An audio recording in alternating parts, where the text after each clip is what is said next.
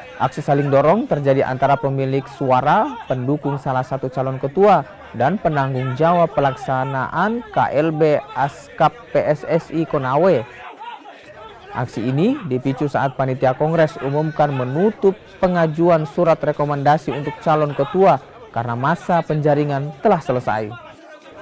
Sementara sejumlah pemilik suara menganggap mekanisme yang dijalankan komite pemilihan tidak transparan dan terkesan ingin memenangkan salah satu calon ketua hingga harus ditinjau ulang. Mundurnya ketua komite pemilihan yang ditunjuk pelaksana tugas ketua Askap PSSI Konawe sehari sebelum pelaksanaan KLB makin memperkeruh keadaan.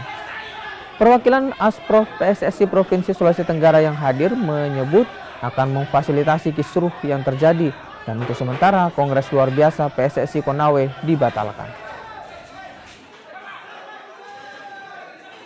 Tidak ada yang disembunyikan, supaya kita puas karena hari ini kalau kita mengikuti Kongres Luar Biasa ini, apa yang dilakukan hari ini bukan harmoni yang kita akan dapat, tapi perpecahan yang luar biasa. Betul.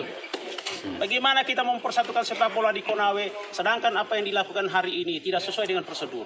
Itu saja mungkin. Jadi kami pemilik voters yang ada hari ini tidak sepakat dengan apa yang dilakukan panitia hari ini. Tolong ditinjau ulang. Asprof, tolong ditinjau ulang PLT Ketua Umum PSSI Konawe.